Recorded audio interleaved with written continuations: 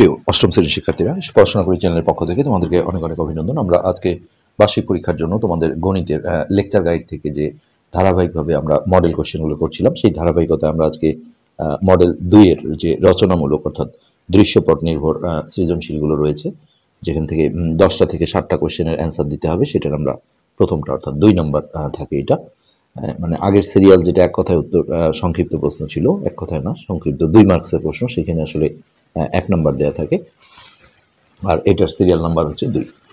তো আগের পার্টগুলো যারা দেখোনি, আমরা ভিডিও নিচে প্লে লিস্টের লিঙ্ক দিয়ে দিই, সেখান থেকে দেখে নেবে। এখানে দেখো 1 নম্বর রোমানের 1-এ দেওয়া হয়েছে a cube plus b cube সমান হচ্ছে a প্লাস b into square minus ab plus b square.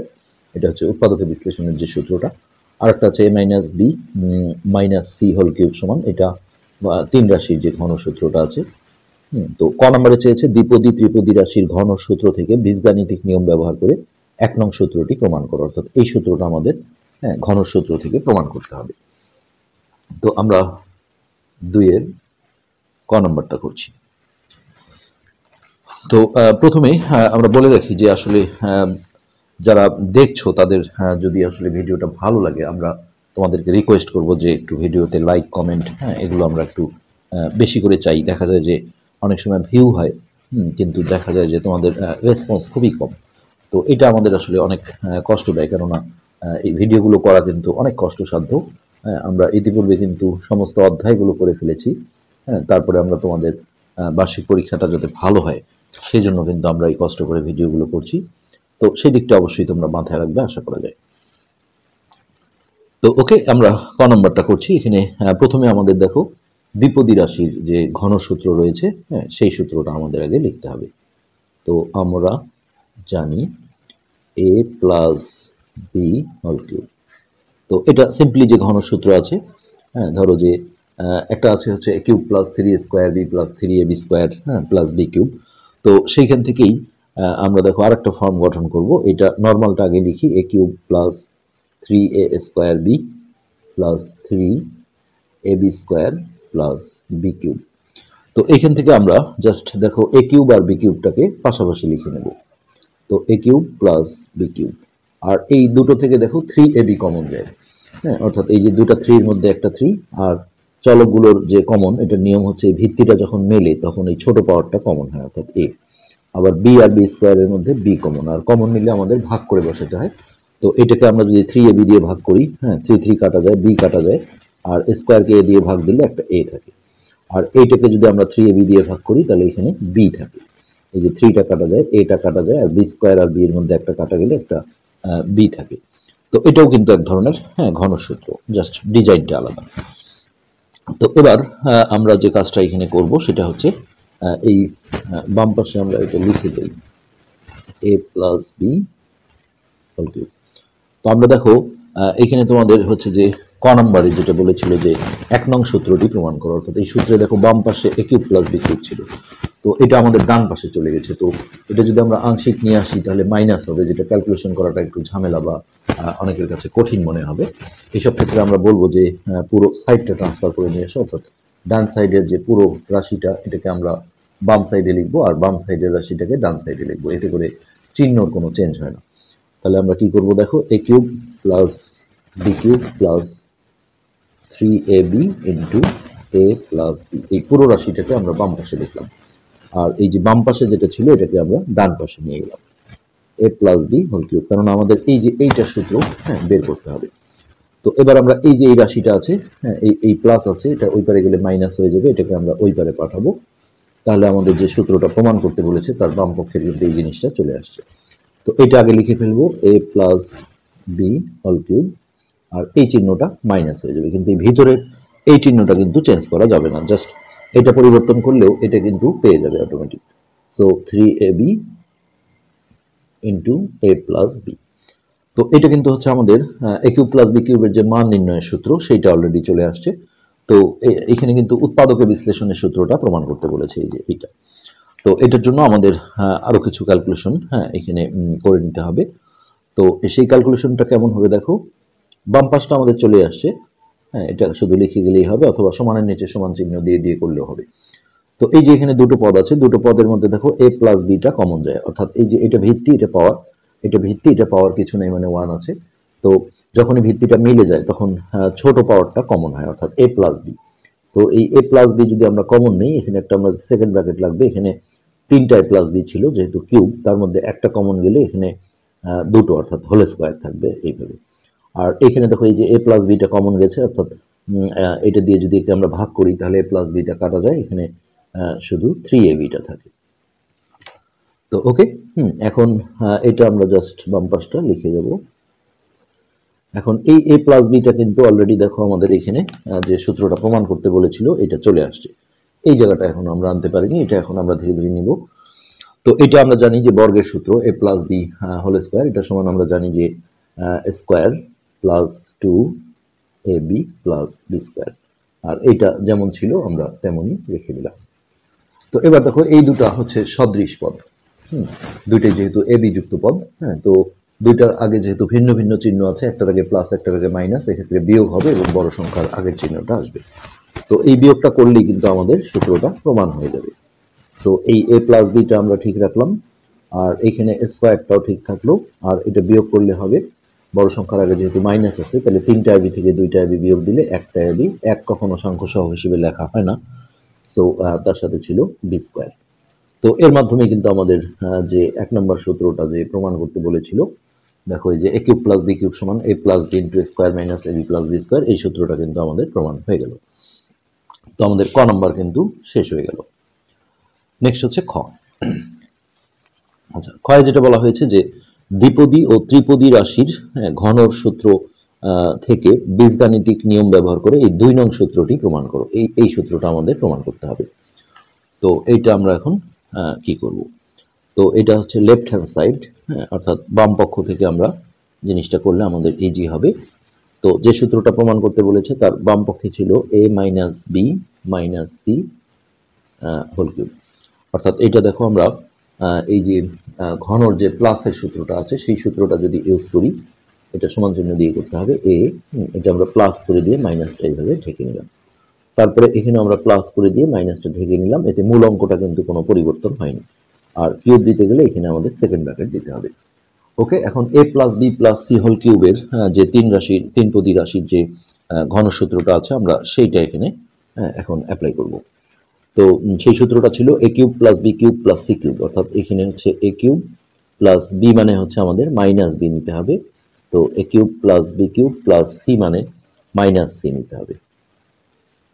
তারপরে ছিল আমাদের সূত্রে প্লাস 3a স্কোয়ার বি, অর্থাৎ 3a স্কোয়ার, আর বি মানে হচ্ছে মাইনাস বি, যেগুলোতে মাইনাস আছে ব্র্যাকেট দিয়ে রাখতে হবে। প্লাস হচ্ছে 3ab স্কোয়ার, অর্থাৎ a বি স্কোয়ার মানে হচ্ছে মাইনাস বি তার উপর স্কোয়ার। তারপর প্লাস হচ্ছে 3b স্কোয়ার সি, অর্থাৎ বি স্কোয়ার মানে হচ্ছে মাইনাস বি তার উপর স্কোয়ার, আর সি মানে হচ্ছে মাইনাস সি। এরপর যেটা হবে প্লাস 3bc স্কোয়ার, অর্থাৎ বি মানে হচ্ছে মাইনাস বি আর সি স্কোয়ার মানে হচ্ছে মাইনাস সি এর উপর স্কোয়ার। প্লাস এরপরে ছিল 3a স্কোয়ার সি, এ স্কোয়ার সি মানে হচ্ছে মাইনাস সি। আচ্ছা, এরপরে ছিল প্লাস 3ac স্কোয়ার, অর্থাৎ 3a সি স্কোয়ার মানে হচ্ছে মাইনাস সি তার উপর স্কোয়ার। প্লাস লাস্টে ছিল 6abc, 6ab মানে হচ্ছে মাইনাস বি আর সি মানে হচ্ছে মাইনাস সি। তো এবার এই জায়গাগুলো আমরা ক্যালকুলেশন করব। এখানে a কিউবটা ঠিক থাকলো, আর মাইনাসের উপর কোনো বিজোড় পাওয়ার থাকলে 3, 5, 7 এগুলো মাইনাস হয়ে যায়, যার কারণে এটা প্লাস মাইনাসে মাইনাস হয়ে গেল, আর বি কিউব ব্র্যাকেটটা আমরা ছেড়ে দিলাম। এটাও একইভাবে এটা মাইনাস চলে আসবে, মাইনাস সি কিউব। তারপরে এইটা দেখো এর উপর কোনো পাওয়ার নেই, সো এইটা এর সাথে গুণ হলে প্লাস মাইনাসে মাইনাস, আর এটা আমরা লিখবো 3a স্কোয়ার বি। এই মাইনাসটার উপর দেখো জোর পাওয়ার আছে 2, 4, 6, 8, এগুলো মাইনাসের উপর জোর পাওয়ার থাকলে এটা প্লাস হয়ে যায়, তারপরে এটার সাথে যদি গুণ হয় এটা প্লাসই চলে আসবে, তাহলে 3ab স্কোয়ার। এবার এইটা দেখো ফার্স্ট টাইম এই মাইনাসটা স্কোয়ার পেয়ে এটা প্লাস হয়ে গেল, কিন্তু তার সাথে এই মাইনাসটা যখন গুণ হবে প্লাস মাইনাসে মাইনাস হয়ে যাবে, মাইনাস 3b স্কোয়ার সি। আর এইটা দেখো ফার্স্ট টাইম মাইনাসের উপর জোর পাওয়ার আছে, এটা প্লাস হবে, তারপরে এটার সাথে গুণ করলে প্লাস মাইনাসে মাইনাস 3bc স্কোয়ার। আর এইটা এর উপর কোনো পাওয়ার নেই, সো এটা প্লাস মাইনাসে মাইনাস 3a স্কোয়ার সি। আর এইটার উপর স্কোয়ার পাওয়ার অর্থাৎ জোর পাওয়ার আছে, এটা প্লাস হয়ে গেল, তারপর এটা প্লাসে প্লাসে প্লাস 3ac স্কোয়ার। আর এটা 2 মাইনাস গুণ হলে মাইনাসে মাইনাসে প্লাস, তারপরে এর সাথে গুণ করলে প্লাসে প্লাসে প্লাস 6abc। তো এখন হচ্ছে যে আমরা যদি দেখি যে ডান পক্ষের জিনিসটা আসছে কিনা, তাহলে আমরা বুঝতে পারবো যে আমাদের সূত্রটা প্রমাণ হয়ে গেছে। তো এই যে এখানে দেখো 2 নং সূত্রটি প্রমাণ করতে বলেছিল, তো আমরা বাম পক্ষের এইটা নিয়ে কিন্তু কাজ শুরু করেছিলাম। তো এটা আমরা এখন মিলাবো, a cube minus B cube minus C cube, এই যে তারপরে আছে দেখো মাইনাস 3a স্কোয়ার বি, এটা তারপর আছে প্লাস 3ab স্কোয়ার, এটা তারপর আছে মাইনাস 3b স্কোয়ার সি, এটা তারপর মাইনাস 3bc স্কোয়ার, এই যে এটা তারপর হচ্ছে মাইনাস 3a স্কোয়ার সি, তারপর হচ্ছে প্লাস 3ac স্কোয়ার, হ্যাঁ প্লাস 6abc। তো আমরা এখানে লিখে দিতে পারবো যে সমান সমান রাইট হ্যান্ড সাইড, অতএব লেফট হ্যান্ড সাইড সমান রাইট হ্যান্ড সাইড প্রমাণিত। এইভাবেই আমরা সূত্রগুলো প্রমাণ করতে পারবো। নেক্সট হচ্ছে গ নাম্বার। গ নাম্বার, a সমান 8 b সমান 5 c সমান 3 হলে 2 নং সূত্রটি প্রমাণ করো। তো গ নাম্বারটা আমরা করছি, এখানে জাস্ট মান বসিয়ে কাজ করতে হবে। তো দেওয়া আছে a সমান হচ্ছে 8, তারপর b সমান হচ্ছে 5 আর c সমান হচ্ছে 3। আচ্ছা, এরপর এটা লেফট হ্যান্ড সাইড বা বাম পক্ষ লিখে আমাদের মানগুলো বসাতে হবে। সো বাম পক্ষে ছিল a minus B minus C, তার উপরে কিউব। তো এই এর জায়গায় আমরা 8 বসালাম, মাইনাস বি এর জায়গায় 5 আর সি এর জায়গায় 3 দিয়ে উপরে কিউব।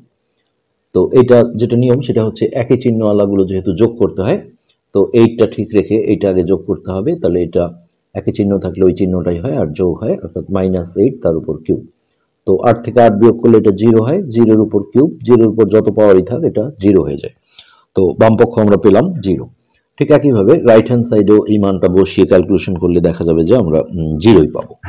তো রাইট হ্যান্ড সাইড যেটা, এই যে এখানে যেটা আমরা প্রমাণ করলাম, a cube minus B cube minus C cube minus 3a square B plus 3ab square minus 3, অনেক বড় সূত্র, B square C minus 3bc square minus 3a square C plus 3ac square plus 6abc।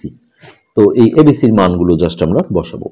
এর মান হচ্ছে 8, তাহলে 8 cube minus B এর মান হচ্ছে 5, যেহেতু সিঙ্গেল রাশি এটা ব্র্যাকেট ছাড়াও কিউব দেওয়া যাবে, মাইনাস সি এর মান হচ্ছে 3, মাইনাস 3 ডট এখানে আবারও এর মানটা বসালে এটা হবে 8 স্কোয়ার ডট বি এর মান হচ্ছে 5 প্লাস এই 3 ডট এর মান হচ্ছে 8 ডট বি এর মান হচ্ছে 5 স্কোয়ার স্কোয়ার মাইনাস এই 3 ডট বি স্কোয়ার, তার মানে হচ্ছে 5 স্কোয়ার ডট সি এর মান হচ্ছে 3 মাইনাস এই 3 ডট বি এর মান হচ্ছে 5 ডট সি স্কোয়ার মানে হচ্ছে 3 স্কোয়ার।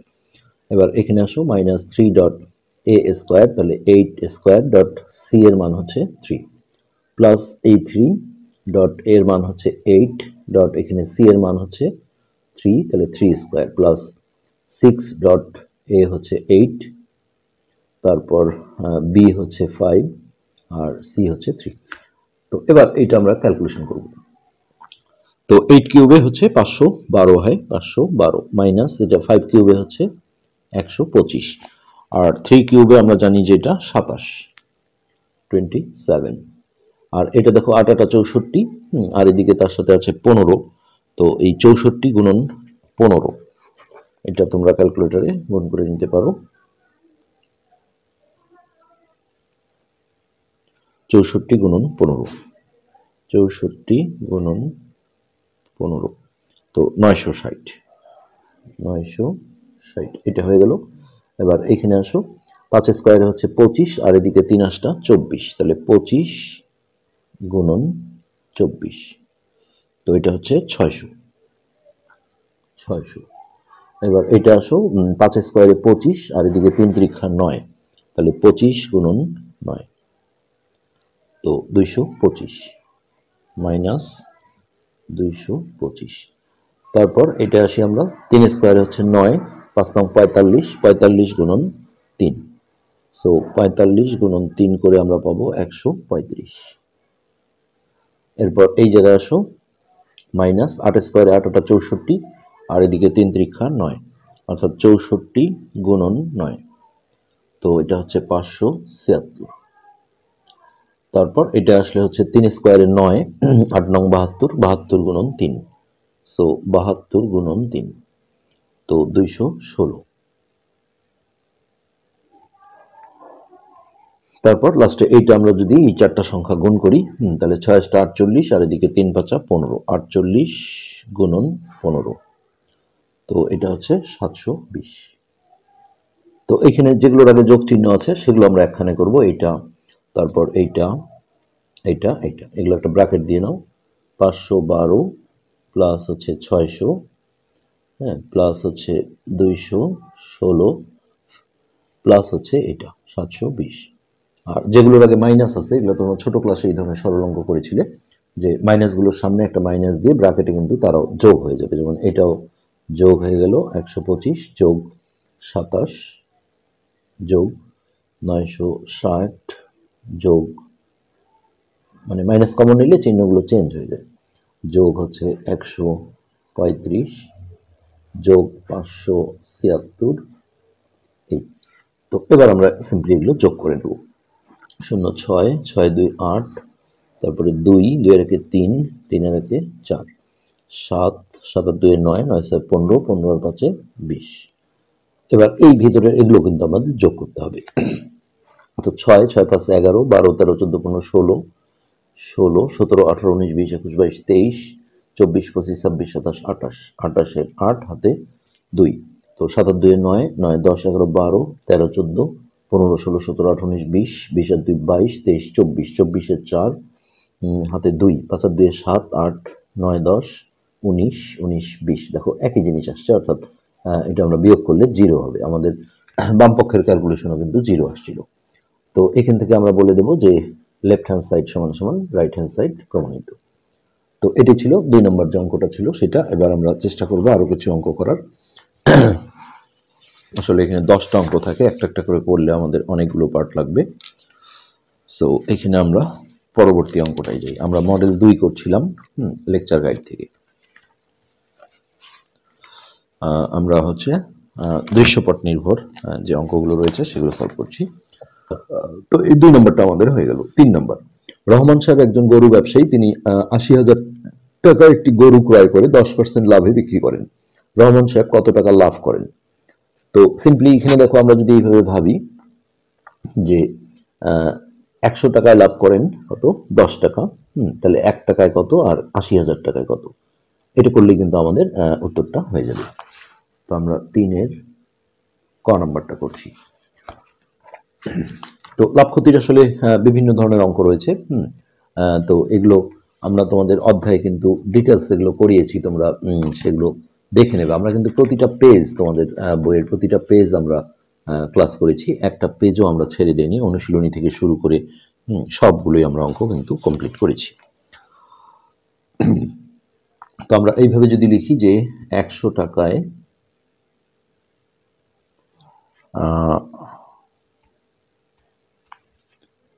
100 টাকায় লাভ হয়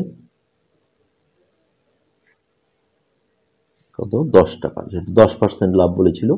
তো এখানে একটা ইম্পর্টেন্ট কথাও আছে, সেটা হচ্ছে যে এইটা দেখো, এই লাভ ক্ষতির ক্ষেত্রে পার্সেন্ট দিয়ে যখন লাভ বা ক্ষতি দেওয়া থাকে, এখানে পার্সেন্টের 100 মানে ক্রয় মূল্য ধরা হয়। তো আমাদের একটা জিনিস দেখতে হবে যে আমি যখন লিখবো যে 100 টাকায় লাভ হয় 10 টাকা, সেই 100 যেহেতু ক্রয় মূল্য, তাহলে এটাও কিন্তু ক্রয় মূল্য হতে হবে, নাহলে ক্রয় মূল্যের নিচে ক্রয় মূল্য বসতে পারবে না। তো এখানে যেহেতু বলেছে এত টাকা একটি গরু ক্রয় করে, তাহলে এটা অবশ্যই ক্রয় মূল্য। কিন্তু এটা বিক্রয় মূল্য দেওয়া থাকলে তখন কিন্তু এই নিয়মে আমাদের হতো না। তো এখানে আমরা এখন ঐকিক নিয়মে 1 টাকায় লাভ হয় 10/100, আর এইখানে যেটা 80,000 দেওয়া ছিল, এই 80,000 টাকায় লাভ হয় 10 গুণন 80,000 ভাগ হচ্ছে 100। তো এখানে দুটো শূন্য ক্যান্সেল করে দিলে হয়। তো এই 800-র সাথে যখন আমরা 10 গুণ করব, এটা হয়ে যাবে আমাদের 8,000 টাকা। তো সিম্পলি এই 8,000 টাকায় কিন্তু আমাদের ক নাম্বার যে অঙ্কটা ছিল সেটা অ্যান্সার। ওকে, এবার আমরা খ নাম্বারটা দেখি। খ নাম্বারে যেটা চাওয়া হয়েছে, গরুটির ক্রয় মূল্য বিক্রয় মূল্যের শতকরা কত। তো এইখানে দেখো ক্রয় মূল্য কিন্তু এটা ৮০,০০০ টাকা, আর বিক্রয় মূল্যটা আমাদের বের করতে হবে। তো আমরা এইভাবে লিখি যে দেওয়া আছে ক্রয় মূল্য ৮০,০০০ টাকা।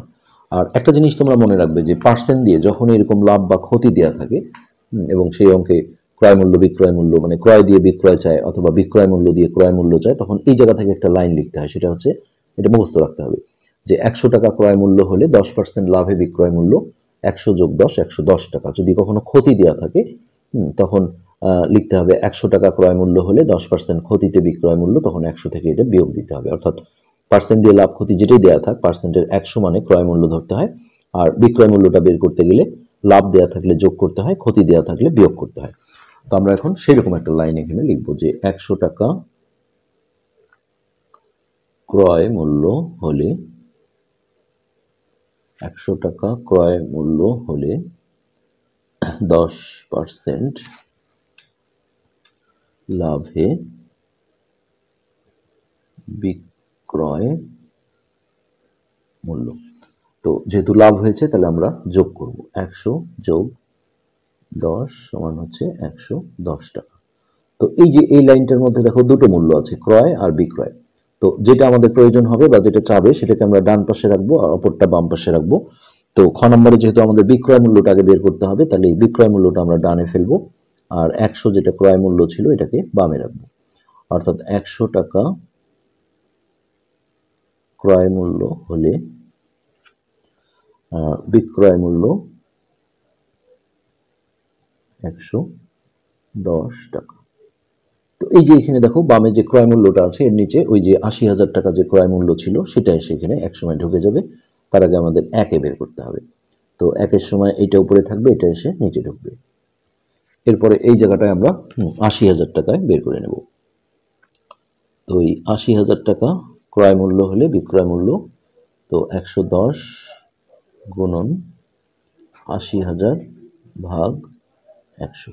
তো এখানে দুটো শূন্য আমরা কেটে দিই, তাহলে এইটা আমাদের জাস্ট গুণ করে নিতে হবে। তো গুণ করলে দেখো প্রথমে এই দুটো শূন্য, তিনটা শূন্যই আমরা বসিয়ে দিই, আর ৮ আর ১১ গুণ করলে ৮ ১১ ৮৮।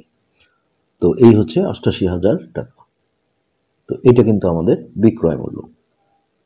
তো এখানে আসলে ডিরেক্ট যে বিক্রয় মূল্য চেয়েছে তা না, চাইলে এটা উত্তর হয়ে যেত। এখানে একটা কথা বলেছে, সেটা হচ্ছে যে ক্রয় মূল্য বিক্রয় মূল্যের শতকরা কত অংশ। তো এটা বের করতে গেলে এইভাবে লিখতে হবে যে অতএব ক্রয় মূল্য বিক্রয় মূল্যের শতকরা পরে আগে কত অংশ। তো যে মূল্যের বলে সেটাকে নিচে রাখতে হয়। অর্থাৎ এই যে বিক্রয় মূল্যটা আমরা নিচে ফেলবো, আর ক্রয় মূল্য যেটা ৮০,০০০ এটাকে উপরে রাখবো। এই আর যদি তুমি একবারেই শতকরা করো তাহলে ১০০ দিয়ে গুণ দিয়ে এখানে একবারে কিন্তু পার্সেন্ট করে দেওয়া যাবে। যে কোনো ভগ্নাংশ বা যে কোনো কিছুকে শতকরা প্রকাশ করতে গেলে ১০০ দিয়ে গুণ দিয়ে সরাসরি হচ্ছে যে পার্সেন্ট চিহ্ন দিলেই কিন্তু দ্রুত আমরা শতকরা বের করতে পারব। তো এখানে দেখো কিছু শূন্য ক্যান্সেল করা যায়, এই তিনটা, এই যে এর বা এর সাথে তিনটা শূন্য আমরা ছেড়ে দিই। তারপরে তোমরা এখন বাকিটা কিন্তু ক্যালকুলেটরে ক্যালকুলেশন করে নিতে পারো, কাটাকাটিতে যদি না যেতে চাও। তাহলে উপরে হচ্ছে ৮০ গুণন ১০০, তো ৮০ গুণন ১০০ সমান দিয়ে নিচে আছে ৮৮ ভাগ তলে 88, এটা ফ্র্যাকশন আসবে দশমিক। তো এটা যেটা আসছে দেখো ৯০ পয়েন্ট। তো দশমিকের নিয়ম নিশ্চয়ই তোমরা জানো যে যখন এরকম অসীম ঘর আছে তখন দশমিকের পর তৃতীয় ঘরটা দেখতে হয়। এটা ৫ থেকে ৯-এর মধ্যে কোনো একটা অঙ্ক হলে এই পূর্বের অঙ্কের সাথে ১ যোগ করে দিতে হয়। তো তৃতীয় ঘরটা যেহেতু ৯ আছে, তাহলে আগের অঙ্কে দেখো ৯ শূন্য আছে, এটাকে আমরা ১ যোগ করে ৯ ১, কিন্তু এটা পার্সেন্ট থাকবে। সেক্ষেত্রে প্রায় কথাটা লিখে দিতে হয়। আর এই যে তৃতীয় ঘরটা যদি ৫-এর চেয়ে ছোট হয়, অর্থাৎ ৪ ৩ ২ ১ ০, তাহলে শুধু এই দুই ঘর যা আছে তাই দেখাতে হয়। তো এইটা হচ্ছে আমাদের খ নম্বর যে কোশ্চেন ছিল সেটার অ্যান্সার। তো এরপর দেখো গ নম্বর, লাভের টাকা ৮% সরল মুনাফায় ব্যাংকে জমা রাখলে ৫ বছর পর তিনি কত টাকা মুনাফা পাবেন। তো লাভের টাকা বলতে যে লাভটা হয়েছিল, অর্থাৎ আমরা যে ক নম্বরে যে লাভ বের করেছিলাম ৮,০০০ টাকা, সেই লাভটা আমাদের নিতে হবে। তো ক হতে লাভ ৮,০০০ টাকা। তো এই লাভের টাকা 8% সরল মুনাফায়, অর্থাৎ আর যেটা মুনাফার হার, হ্যাঁ এটা হচ্ছে 8%। তারপর এটা আমরা পার্সেন্ট তুলে নিচে 100 নেব, নিলে এটা হবে 0.08। আর এই লাভের টাকাই যেহেতু রেখেছে, তাহলে এইটা এখন আমাদের আসলের কাজ করবে। তাহলে আসল, এখানে তোমরা মুনাফার হারটা লিখে নেবে। আসল পি হচ্ছে কত, 8,000 টাকা। ওকে, আর সময় এন এর মান হচ্ছে 5 বছর। সময় এন সমান 5 বছর। তো যেহেতু সরল মুনাফা, হ্যাঁ তাহলে আই সমান পি আর এন, এই সূত্রে আমরা দিয়ে দেব। তাহলে মুনাফা আই সমান হচ্ছে পি আর এন। ওকে, তাহলে পি হচ্ছে আমাদের এখানে 8,000 গুণন আর এর মান হচ্ছে 0.08 আর এন এর মান হচ্ছে 5। হ্যাঁ, এইটা আমরা ক্যালকুলেটরে গুণ করে দিলেই কিন্তু রেজাল্ট পেয়ে যাব। এখানে আর তেমন কোনো ঝামেলা নেই। তো আমরা গুণ করে নিচ্ছি 8,000 গুণন 0.08 গুণন 5, তো 3200 টাকা, 3,200 টাকা। এটাই আমাদের গ নাম্বার যে কোশ্চেনটা ছিল সেটার অ্যান্সার। অঙ্কটা আসলে সহজ। তাহলে হচ্ছে সরল মুনাফা পাবে হচ্ছে 3200 টাকা। কিন্তু এখানে কোশ্চেনে কি বলেছে, 5 বছর পর তিনি, ঠিক আছে, আসলে গাইডে দেখো অনেক ক্ষেত্রে ভুলও আছে। এখানে করে দিয়েছে তারা, যেটা বলেছে যে 5 বছর পর তিনি কত টাকা মুনাফা পাবেন। তো মুনাফার উত্তর কিন্তু হয়ে গেল, কিন্তু এরা যেটা করেছে দেখো, ওই 8,000-এর সাথে আবার এটা যোগ করেছে। যে 8,000 যোগ যদি 3200 করো, 002 আর 3 11,200। হ্যাঁ, এটা কিন্তু মুনাফা আসল যদি চাইতো যে হচ্ছে যে কত টাকা, মুনাফা কথাটা যদি নাও দিত কত টাকা পাবেন, হ্যাঁ অথবা কত টাকা মুনাফা আসল পাবেন, তখন এটা যোগ করতে হতো। কিন্তু নর্মালি এখন কিন্তু মুনাফাই চেয়েছে, কত টাকা মুনাফা পাবেন। যার কারণে এটা আসলে 8,000-এর সাথে যোগ করার কোনো প্রশ্নই আসে না। সেক্ষেত্রে আমাদের এই যেটা 3200 আসলো, এটি কিন্তু অ্যান্সার। তো আমরা চেষ্টা করব আজকের পার্টে আরেকটা অঙ্ক করা। যেহেতু 10টা অঙ্ক থাকে, আসলে মোটামুটি 3টা বা 4টা ছোট অঙ্ক হলে আমরা 4টাও করে ফেলতে পারবো। তো আমরা 3টা অঙ্ক আজকে এই পার্টে করার চেষ্টা করব। তো আমরা মডেল 2 করছিলাম লেকচার গাইড থেকে, যেটা আমরা হচ্ছে যে দৃশ্যপট নির্ভর 3 করলাম আমরা, 3 করে ফেলেছি। এবার আমরা 4 নম্বরটা দেখব। জনাব রফিক সাহেব ব্যাংকে এত টাকা জমা রেখে 2 বছর পরে মুনাফা সহ এত টাকা পেলেন, সরল মুনাফার হার কত? তো ওকে, সহজ অঙ্ক, 4 নম্বর, 4-এর ক। তো এখানে দেখো কি কি দেয়া আছে। তো যে টাকাটা জমা রেখেছে এটা হচ্ছে আসল, আসল পি। হ্যাঁ, আসল পি হচ্ছে আমাদের এখানে 3,000 টাকা। তারপরে সময় এন, সময় এন দেয়া আছে 2 বছর। সময় এন সমান 2 বছর। ওকে,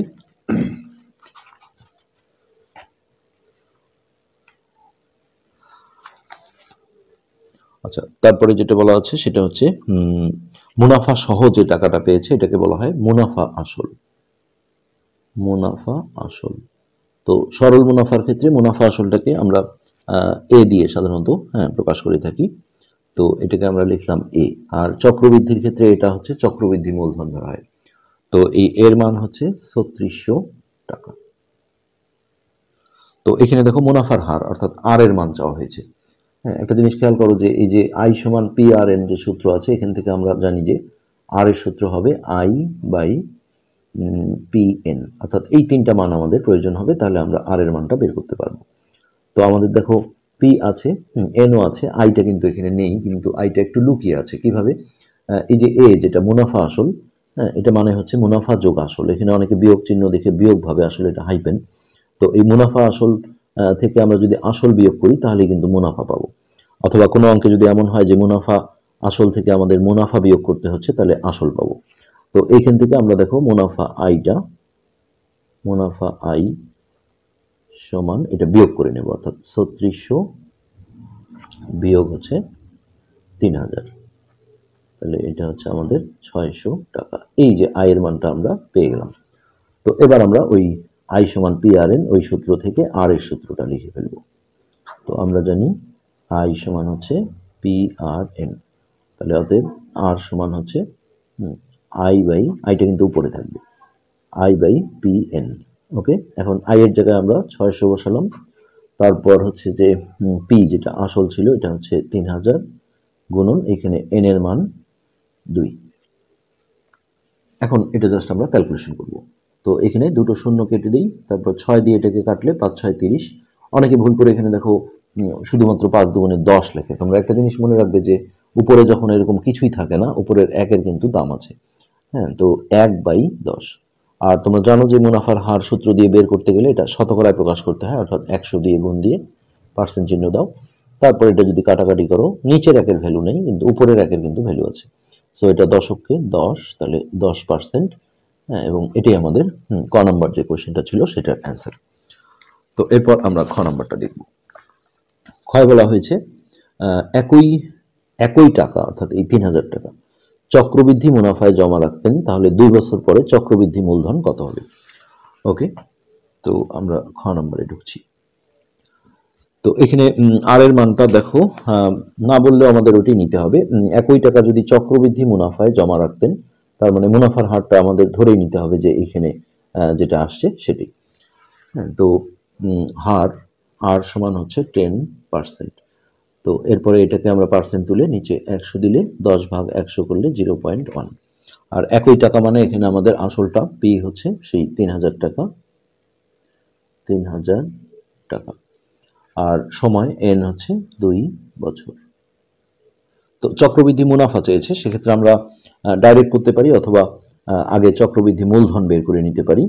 এটাই আমি বেসিক্যালি আসলে এটাই সাপোর্ট করি, চক্রবৃদ্ধি মূলধন, যেটাকে এ দিয়ে প্রকাশ করা হয়। সো এ সমান হচ্ছে পি ইন্টু, তো এখানে হচ্ছে যে তোমরা গাইডে যদি দেখো তাহলে এখানে দেখবে চক্রবৃদ্ধি মূলধনটা সি দিয়ে প্রকাশ করেছে।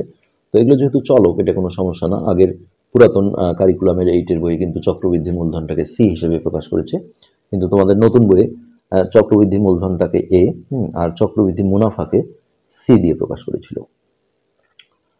হ্যাঁ, তো এখানেও দেখো কিছু সমস্যা আমরা দেখতে পাচ্ছি। এখানে চক্রবৃদ্ধি মূলধন চেয়েছে, কিন্তু তারা কিন্তু ঠিকই আছে, মুনাফা চায়নি, মূলধনই চেয়েছে। তার মানে আমাদের এই এর মানটাই অ্যান্সার হবে।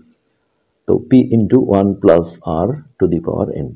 তো এখানে পি এর মানটা আমরা 3000 বসাবো, 1 প্লাস আর এর মান হচ্ছে 0.1 আর এন এর মান 2। তাহলে এটা ক্যালকুলেশন করো, এটা যোগ করে হবে 1.1, আর স্কোয়ার থাকলে এটাকে এইভাবে আমরা 2 বার লিখে দিতে পারি। ওকে, এখন ক্যালকুলেটরে যদি আমরা এটা গুণ করি তাহলে কত হয় আমরা দেখি। 3000 গুণন 1.1 গুণন 1.1, সো 3630 টাকা। তো এটি কিন্তু আমাদের অ্যান্সার। তো এখানে যদি চক্রবৃদ্ধি মুনাফা চাইতো, তোমরা নিশ্চয়ই জানো যে চক্রবৃদ্ধি মুনাফা চাইলে হ্যাঁ তখন আমাদের যেটা করতে হতো যে এই যে এর মান যেটা আসলো চক্রবৃদ্ধি মূলধন, হ্যাঁ এইটা থেকে আমাদের এই পি অর্থাৎ আসলটা বিয়োগ করতে হতো। তো যেহেতু এখানে শুধুমাত্র চক্রবৃদ্ধি মূলধনই চেয়েছে, তাহলে এই 3630 টাকাই হবে আমাদের এই কোশ্চেনের অ্যান্সার। তো এইখানে আমাদের মোটামুটি ভিডিওটা আধা ঘন্টা পার হয়ে গেছে, আমরা এটা আর বড় করব না। আজকের পার্ট আমরা এখানে শেষ করছি, পরবর্তী পার্ট দেখার আমন্ত্রণ রইল। ধন্যবাদ।